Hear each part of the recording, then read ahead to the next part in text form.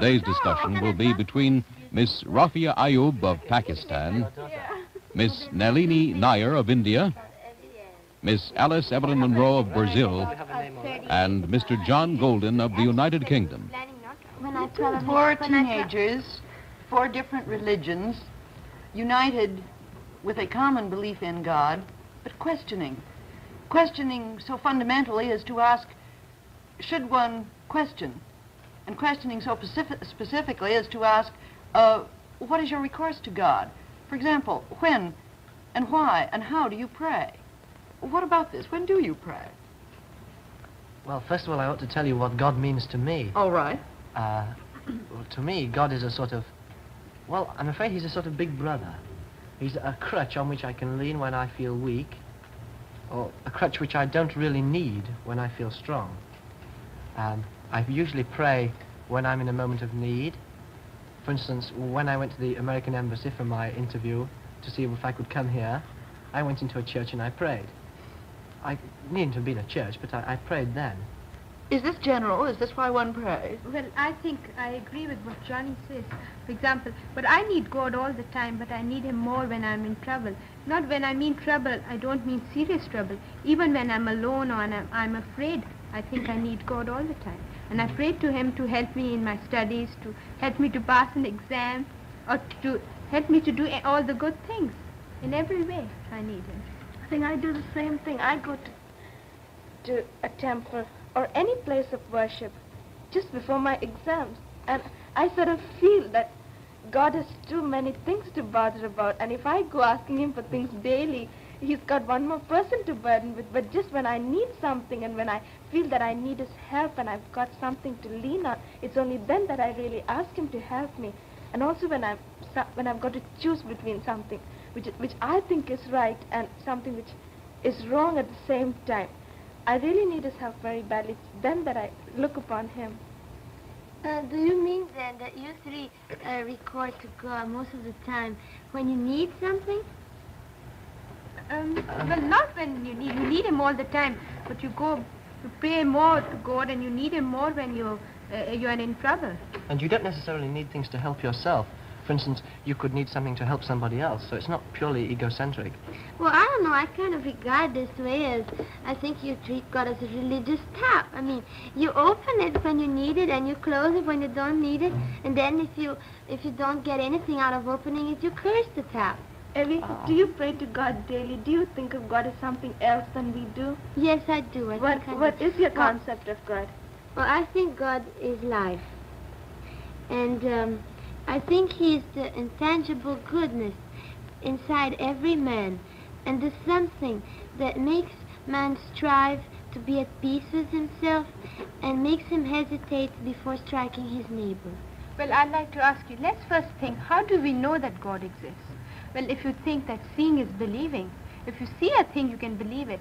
But I've been asking myself this question, why do I believe in God? I can't see him, but still I believe he exists. You mean you only believe in what you see? Well, yes, of course. Well, that's different. But I mean, I know, I've been taught I must believe in God, but I'm hesitating. I just can't decide. I've always believed in my religion. I've never questioned my religion. But since coming to America and listening to other people and their points, and listening to an atheist and a Buddhist, I've decided that I must question it. And now when I come to the conclusion that I must find out if the God exists. Evie, tell me, why do you believe in a God? Do you believe in a God because you were told there was a God, or because as a result of your own inquiries, you found that perhaps a God did exist? I think that the reason why I believe in a God is because it honestly never occurred to me that one doesn't exist. It's natural that one exists. Do you mean that if you'd been brought up, for instance, to think that there was a dog which existed in the jungle, for instance, which had 10 legs, you would have believed in that too? No. You can't compare God with a dog. Well, you can, because you don't know either of them. I think really, Evie, that if you'd been brought up in a Marxist school, you'd have been a Marxist. I would have been until the moment I would have doubt. Well, why don't you doubt now? Because it's something, I don't doubt the existence of God. It's something essential to me. But it's not necessarily true, is it? It is true to me. To you, well, how have you proved it? This is important. How have you proved it? That God exists? Yes. I don't have to prove it. I know. There are things you've got to accept without understanding. Why don't you go down off your pedestal of self-admirance Well, do you think that just because I question everything that I'm told, and that I criticize things which aren't necessarily proven as true, that I'm on a pedestal of self-admiration? Yes, I do. Because everybody who says, I only believe what I see or what I understand, doesn't have a very broad mind, I think. Oh, this is a problem which all teenagers face, though. I mean, they're brought up in a certain religious narrow mold, and then at the age of 16 or 17, they suddenly see that perhaps there's a different conception of truth. Yes, but you've got to understand that there are things which we are not meant to understand, because if we could understand everything, then every human being would go along creating little worlds. Johnny, I can answer your question. For example, how do we know this? I ask the question, I can answer it for myself. Well, if you go back, you find how do things exist? Well, they say, let's say by science, if you go back into science, you reach a point where you can't explain anything further. Like we say, which came into the world first, the chicken or the egg? Now, I've asked an atheist this question, and he couldn't answer it, because that proves my point. Well, I know the atheist reply to this. Now, personally, I do believe in God as the creator of the world and as the first cause. But just because your mind can't conceive of anything which hasn't got a cause, just because your own mind is human and you think in terms of cause and effect, it doesn't mean that the whole of creation came about by cause and effect. Your own mind has certain limits, but it doesn't mean that the whole of the world has. So, for instance, the Earth might have existed forever. I mean, not necessarily had a cause. I personally think it must have done. Okay, for example, when you are in trouble, when you need something, don't you pray to God? Yes. Well, I also pray to God when I don't need anything, and I also appreciate God when I see something beautiful. So it's not really a religious tap, because I don't just turn it on when I feel like something, like a glass of religious water. Okay, Evie, do you think that a person is religious if he does not question what he is suppose you're a Christian and you're told something about Christianity, and do you think you're being religious when you don't question your religion? When you don't try to find out what's in it? Well, I believe in my religion, I mean, in something like these dogmas you're talking about. When I have, to start with, there are certain dogmas in Christianity you're not allowed to believe, and these are already part of what I said, something you've got to accept without understanding. But these dogmas, which I can understand, I even believe more firmly. If I'm not mistaken, there's a part in Christianity when it is said that when Jesus died, the gates of heaven closed. Now, do you think that the gates of heaven have closed for everybody else after he died? Well, I don't think I can answer you that. I don't know theology so deeply. But if I don't know that. But you're going to base your whole life on this theology that you don't know. You're basing your whole life on what some nuns have told you. Aren't you? You are. In your convent school. But look, can I ask you three a question? You're all very high and mighty about your own religions, Hinduism, Mohammedanism, and Christianity. What is the difference between your three religions that make them so much different from each other? Well, I can tell you one thing about her religion, Hinduism. They don't even know who wrote the books. Is it necessary to know who wrote a book? There again, I should tell you that Hinduism is not a religion but a philosophy. And it need not be. A book might be written, but is it necessary that you should know an author? So many poems are written without the poets being known. And something else, the Hindus don't even know the origin or the founder of the religion. They just suddenly have the Vedas and the other books, and they believe in it. No. The Upanishads and the Vedas are scriptures telling us about man and how to behave. There again, it isn't a religion but a philosophy. Then? You only believe what you see? Is it necessary for you to know right of us if the book is where, and if it gives what we believe in three things: the preserver, the creator, and at the end the destroyer. And this is the philosophy of mankind. What else do you need? A person to who Johnny needs the proof to everything. Would you accept the book without knowing the writer? Well, if I thought it was true, I would. I mean... And would you accept it as a religion? Well, I'd be doubtful about that. That is much better. Yes, I might if it agreed with my own idea of life. Okay. I mean, there are lots of very fine books. Homer, they don't know who wrote Homer. And yet people regard it as a very fine book. It doesn't mean I want to ask another question. I've always found that we believe in religion, we believe in God. Even when we are disillusioned, when we are disappointed, we still have faith in God. Why? I've been disappointed so many times in life. Even when I'm here in America, I've been disappointed. And sometimes I think, well, I'm not going to pray to God. I've asked him for a certain thing and he hasn't given it to me. But again, I find I go right back to God when I'm in trouble. Why do we have faith in him when we are completely disillusioned? I don't know. I do too. It's a question Can I might answer pose to someone else. In what Yes, way is your disappointment? I mean, is it material things that he hasn't granted you? No, it's not. It can be material too. For example, let's think about material things. Or anything, if you want something to, let's say, I'll give an example. A family, the father is very ill, and they pray, well, he may get well, and he dies. Well, I found families like that who've lost complete faith because they've been so religious, and they've been taught by the priest that you make this certain sacrifice and the patient will get well, or you give so much money to the poor and the patient will get well, and he dies. And they don't lose faith. They still believe in God. They still do the same thing the next time. Why do we do that? Because I think that a man has a basic need to cling to something. But you can't, I mean, for example, if you met a friend who always disappointed you time after time, you're very good friends, and every time you're disappointed, and then you'll realize, you'll find that you no longer depend on that person. At the same time, in this life, we are disappointed so many times by God, but we still depend on Him. We still hope that, we always think He'll grant our wishes. First of all, how can you be disappointed by God? God knows everything. I mean, he is working towards a plan. And just if it just happens that you're going to be disappointed, He's not going to alter His whole plan. Your prayer, surely don't believe that by praying for your own selfish interests, you're going to get God to alter the whole universe for you? No, not selfish interest, but you always find it in this world that if you're disappointed, you still have faith in Him. Oh. Let's try to get an answer to your question. I don't think it was answered adequately, Johnny, about the differences between religion. For example, do you believe in a heaven and a hell in Hinduism? No, we take life as it comes. We think that birth is natural, death is natural, and life is natural. And I've been to a convent, and I've been taught that if I do something wrong, you go to hell, and if you do something right, you go to heaven. And when I came up later, I learned something about Hinduism, and I've been trying to compare both of them, and I found that I've been disillusioned completely, and I've come to the extent of questioning everything that I've been doing. But then, Nalini, why do you do any good in this world? If you're not going to be rewarded or punished, why do you do good things? Why do you avoid the evil things? Do you think that everything man is doing now is just because he's going to be rewarded in Yes, at least in my religion. I avoid the wrong things because I know after life I will be punished. Just because of that? You do these things just only for because fear? Not for fear, but because deep in me I want to do the good things. But it also has to do with religion too. It has an effect. I can say that frankly. As a person, it does affect me. How many painters and how many people have painted such beautiful things, but they haven't been rewarded in any way. Yeah. They've died and their paintings have come back to earth after they've died, but it doesn't mean that during their life they've been rewarded. I think I don't do anything with a sense of being rewarded in a way. Yeah. Do you, Evie? There's what?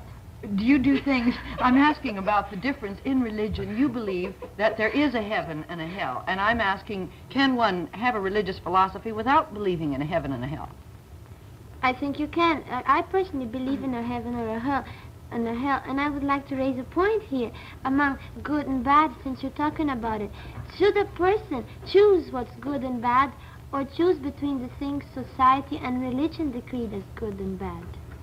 I think a person should choose what he thinks is right, whether society accepts if he thinks a certain thing is right. So what is the truth for you is not the truth for another person. Yes. Doesn't that go against Islam? It may. So as I said, I'm at a point where I just can't decide. I had never questioned my religion, but now I am questioning, and I find that there are certain things in Islam which I just can't follow, which I just can't believe. Rafia, don't you think that society needs a sort of convention of what is right and what is wrong, or else you have complete anarchy? Because I know a lot of people who genuinely believe in free love, but if everyone were to go around practicing free love, you'd have anarchy.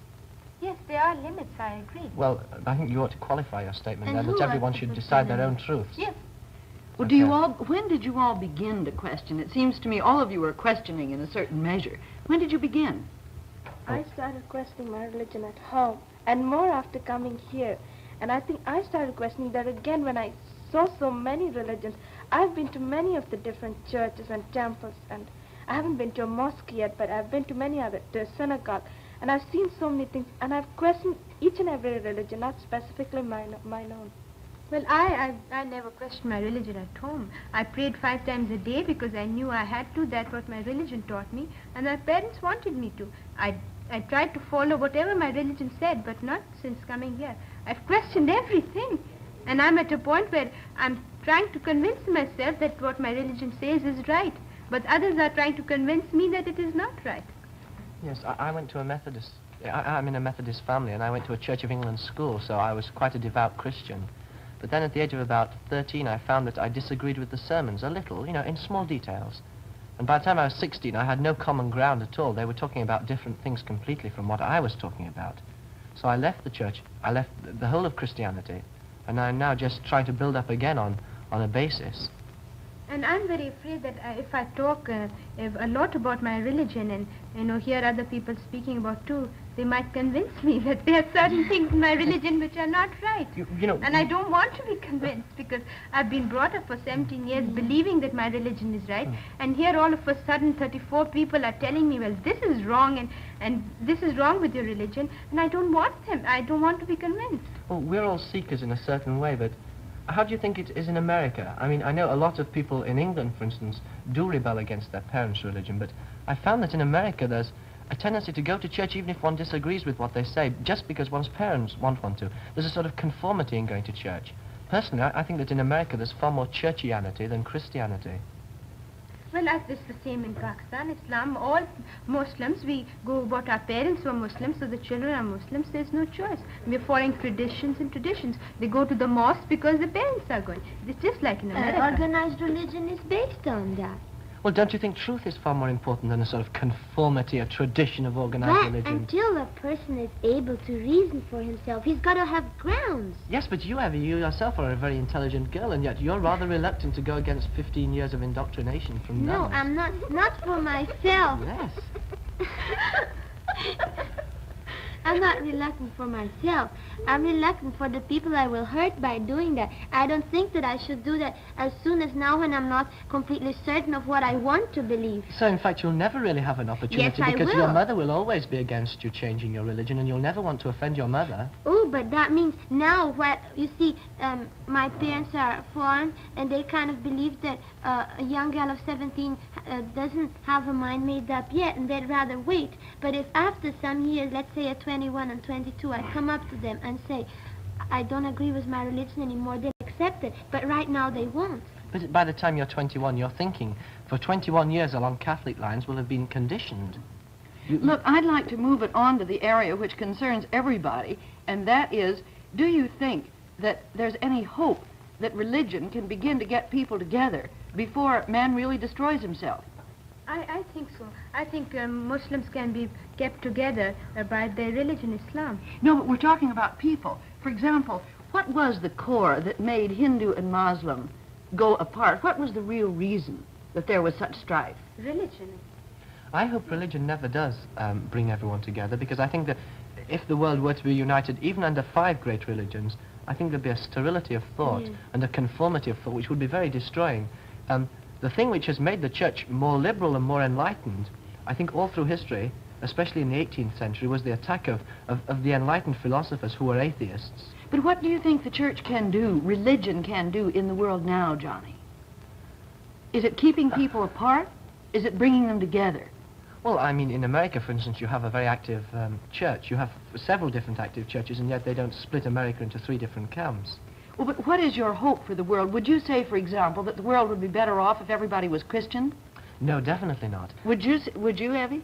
No, I don't think How about you, Rafi? No, I don't think so. I think it's something very individual. I don't think so Yes. either. I think what is good for me might not be good for others. So it's just that. Yes. But I think if people sort of keep their ideas to themselves and think of truth as their own search for truth, it's going to be much better than trying to indoctrinate others. I don't think that's right. Okay, then, so if you believe in a personal religion, why are you a Hindu, why are you a Muslim, and why are you a Catholic? Again, I told you, I'm might be a Hindu, I might say that I'm a Hindu, but there again, I'm questioning my religion. I've always been questioning my religion till I've been old enough to question it, till I've been old enough Johnny, to you think can't of it. just cut ties like that. Of course you can't, no, but you can question the fundamentals of your belief. Well, that's what we all are doing We right now. started it now. This is going in a circle, because this is where I say again, why haven't you done it yet? Well, you're very drastic. I mean, why haven't you done this and said that? I mean, it goes slowly, Johnny. Yes, well, it has to, yes. And let me call you upon a point. You said that in America, the different religion has not split America into 3 different nations, but it has certainly split America into thousands of different communities. Which is a good thing, which means that there is full representation of all Do different you philosophies think in it's America. good that the Of Jewish course. don't mix with the Catholic, and the Oh, Catholic baby. don't mix with the Protestants, and everyone keeps in their separate circle the way I've seen? Are you telling me that the towns are divided according to religion in America? They're not divided, they are aligned, but there is certainly a I think mental division. I think America, more than any other country, has religious integration. But how does this... I can't quite understand. If you're arguing for each individual's search for truth, aren't you arguing against organized religion in the world? That's what I'm Yes, saying. I mean, I'm arguing against Islam, but I'd never thought about it. I was following a family tradition, but since coming to America, I've gone against it. But are you saying then that organized religion has contributed nothing in the world and in the course of history? Yes, it has contributed very much, and it's representing a task. I mean, each man is going to take upon himself the burden of doubt and the responsibility of finding out what he wants to believe and keep doubting until he found something good to believe. Then you see that organized religion is it's a kind of indoctrination you have received upon which you can build constructive doubt. Each man takes on himself the burden of doubt. But when is this going to happen? Yes. When it's happening every day, you're taking the burden and I'm taking the You're burden. not. I am so. You're still afraid of what your mother will say. Of course, Johnny. Look, this is what makes me despair, the fact that there are so many people, and you're a very intelligent example of this, but there are so many people who are still afraid of going Johnny, against their excuse me, parents. I'm not afraid. I'm respecting my mother, which is a very religious person, and I don't want just to turn around and say, Mommy, I don't believe in what you believe. Well, this introduces another point. Should you let your respect for your mother come between you and a search for truth? I'm not sure that you should. Well, I think that probably in England, you British are very cold and... Thank you. Excuse me, you're very, phlegmatic and go against everything. But at least where I live, we take family duties very seriously and we try to respect as long as we can. Well, Alice, I agree with Johnny because I'd never done that. But I know when I go back, if there are certain points in my religion that I don't agree, I'm going to tell my parents. So am I, but I respect my Why parents. not? Why not now? This is the time to start. You're implying that I don't love my parents. I do love my parents, but I appeal to them in a rational way that the pursuit of truth is just as important as family ties. Johnny, you're asking me to go against my mother in this wrong minute. But Oh, I'm not no, certain. no. Excuse me, I'm No. not certain right now if I do disagree with everything. I'm finding out slowly. The minute I discover that I honestly don't believe in it, I'll go and tell my mother so. I But think you look better at- work on your mother pretty soon. Yes, but look, Evie, don't you think by telling her from now slowly that I'm reading books on religion and I found out certain things which I don't think is right, and I'm trying to see what other religions can say about it and trying to seek the truth. Don't you think that's going to be much better than suddenly after 21 one day Giving her you a come blow. and tell us, say, I've changed my religion. No, of course I'm going to prepare the... Why is Wait. this questioning happening now? Has it always happened? Do you think it's the product of a sort of more dynamic society? I mean, I don't think many people in Pakistan will have doubted before Pakistan really began to emerge as a modern country. When tradition predominates, I don't think you'll have many people doubting. I think in the more advanced countries, Yes, I you have the teenagers who do rebel. See, when you only meet people from different religions and they tell you the wrong points of your religion and what they think is wrong, then only you realize that there's something wrong with religion. If I had never met a Buddhist or an atheist or a Christian, I would have never thought there was anything wrong with Islam. I would have thought everything written in the Quran was the right thing. But now I do doubt it because I've spoken to these people. Do you believe that when this questioning time comes to the minds of people of our ages and even of older ages, that they should turn to themselves for the answer by self-sufficient conclusions, or should they go and seek on other religions? Well, isn't belief in a God sufficient Yes, in that's itself? what I want to ask. Do you have to believe in any specific religion or just believe in God itself? Or has religion made God or has God made religion? Well, can I answer that? Please. I don't think that man ever made religion. Then who made religion? Men, no, men, you see, each man each different religion started like, I think it started like this. Each person got a different conception of God, and each different conception of God was one different religion. Man made religion. He didn't make He religion. got a conception of God. Yes. No, he didn't make. Do you mean religion as a organization of rights, or as a figure of God? An image of God. What exact religion do you follow? I am Catholic. Yes, but how exactly do you think Catholicism came about? I'm just asking a It question. came about as all religion, as organized religion. So did man make that religion, or God made that religion? Well, Do you to think- start with, a man could never have made that religion without being inspired by God, so there you come. So we The haven't cause come of to a it. conclusion now. What's the result? I Um, don't Evie, think that man made the religion, but man didn't make God. Do you, We re- didn't say that. do you During- really think, Evie, that all the trappings and the dogma of the Catholic faith were given through Christ? Do you think that the hierarchy of bishops and clergymen, that the idea of confession, that all the sacraments came from Jesus Christ? Johnny, can I answer this? Hmm? As I I'd like you said, to. I'm in a period of doubt right now, and I can't say just what I believe, and so I'd rather say that I'm finding out, and then I'll let you know. And I think Okay. the point you've all established is that as the world has gotten closer together and everybody has come in contact with other ways of thinking and other religions, that you do begin to question, to find out what is good for you. I like your point of every man taking on himself the responsibility of doubt. You're predicating a society when everyone is educated, a world indeed, and when everyone is able to think for himself. That is a kind of utopia. But it seems to me what you're saying is maybe something Norman Cousins said just a day or two ago, when he said, since theology couldn't exist without man, then maybe the different theologies can transcend themselves in order to serve in the cause of man. That's all the time we've got.